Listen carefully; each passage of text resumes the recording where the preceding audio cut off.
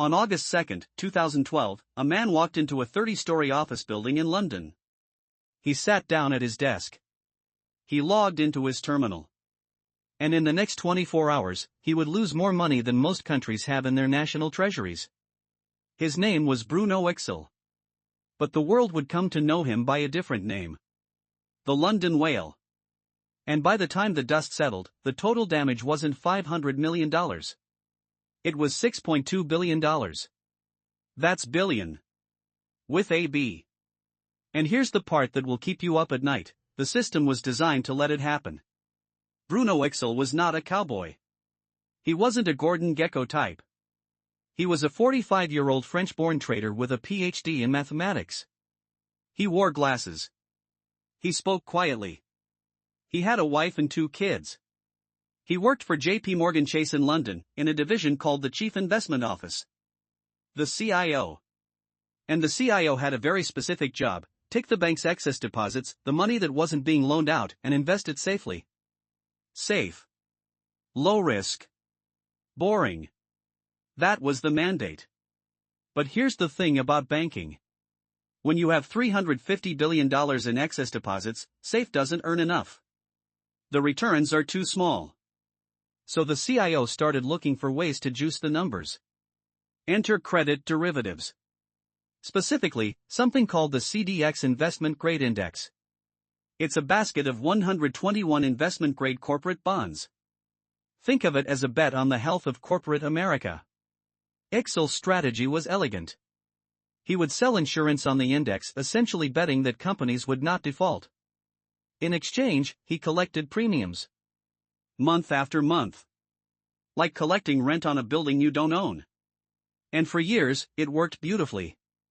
The premiums rolled in. The profits were steady. JPMorgan's CIO was making hundreds of millions of dollars in what they called low-risk trades. But there was a problem. A hidden flaw in the strategy that nobody wanted to talk about. To understand why this blew up, you need to understand one concept: position size. Iksil's position in credit derivatives was so large, over $100 billion in notional value, that he had effectively become the market. When he wanted to buy or sell, the entire market moved. That's how he got the nickname. The London Whale. Not because he was powerful. Because he was too big to move without everyone noticing. In early 2012, something shifted. The European debt crisis was heating up. Greek bonds were in freefall. Spanish banks were teetering.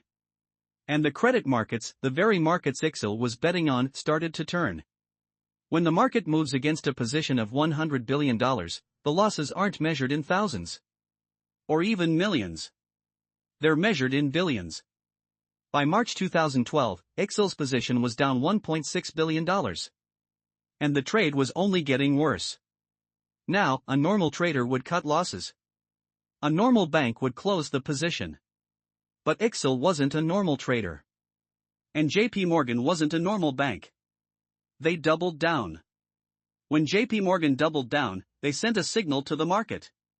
And the market, specifically, a group of hedge fund managers, saw exactly what was happening. These hedge fund managers realized something beautiful: Iksil was trapped. His position was so large that he couldn't unwind it without destroying the market. And they could see every move he made. They started trading against him. Every time Iksil tried to hedge, the hedge funds would front-run him. Every time he tried to reduce his position, they'd push the market further against him. This is called a squeeze. And it's one of the most brutal dynamics in finance. By April, the losses had grown to $2 billion. Then $3 billion. Then $4 billion. JPMorgan CEO, Jamie Dimon, initially dismissed the reports as a tempest in a teapot. That quote would age like milk. By May, the losses hit $5 billion. And then came the moment that changed everything. On May 10, 2012, JPMorgan announced a $2 billion loss in a single conference call. The stock dropped 9% in a day. $15 billion of market cap gone. But the real damage wasn't financial. It was reputational. JPMorgan, the bank that had navigated the 2008 financial crisis better than any other, had just proven that even the best risk management systems are only as good as the people running them. Here's where the story gets darker. When the losses started mounting, the traders in London didn't just report them honestly. They started moving numbers around. They revalued positions at favorable prices. They hid losses in hard-to-value assets. This wasn't just bad trading. This was fraud. The SEC, the FBI, and the UK's Financial Conduct Authority all launched investigations.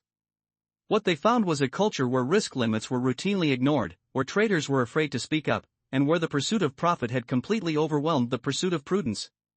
In the end, JPMorgan employees were criminally charged. The bank paid over $1 billion in fines and penalties. And the CIO division, the very group that was supposed to be the safe arm of the bank, was shut down entirely. But here's the part that should make you think. Nobody went to prison. The traders who lost $6.2 billion? They walked away with their freedom. Some of them even kept their bonuses. So what does a $6.2 billion loss at a bank in London have to do with your money? Everything. First, systems matter more than talent. Iksil was brilliant. PhD in math. Years of experience.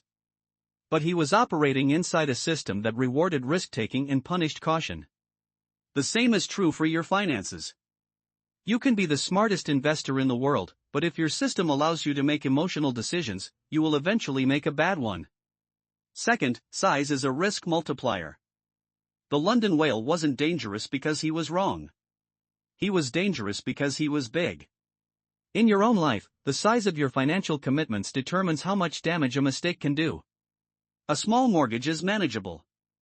A massive one can destroy you. Third, the cover-up is always worse than the crime. JPMorgan's $6.2 billion loss was bad. But the cover-up, the lies, the hidden losses, the destroyed evidence, that's what brought the full force of the law down on them.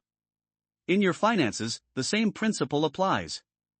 If you make a mistake, own it. Cut losses early. Don't double down.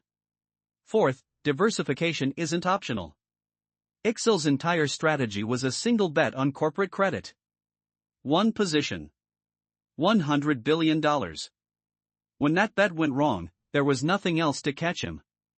The same is true for any portfolio. If everything you own is in one asset class, one sector, one country, you're not investing. You're gambling. The London whale story isn't really about Bruno Iksil. It's not even about JPMorgan. It's about what happens when smart people build systems that reward the wrong behavior. The next time you hear about a massive financial disaster, a bank failure, a hedge fund collapse, a crypto crash, ask yourself, was this caused by a bad bet? Or was it caused by a bad system? 9 times out of 10, the answer is the system. If you found this story valuable, subscribe. I make videos like this every week, deep dives into the hidden stories behind money, markets, and the people who move them. And drop a comment, what's the biggest financial mistake you've ever seen someone make? I read every single one.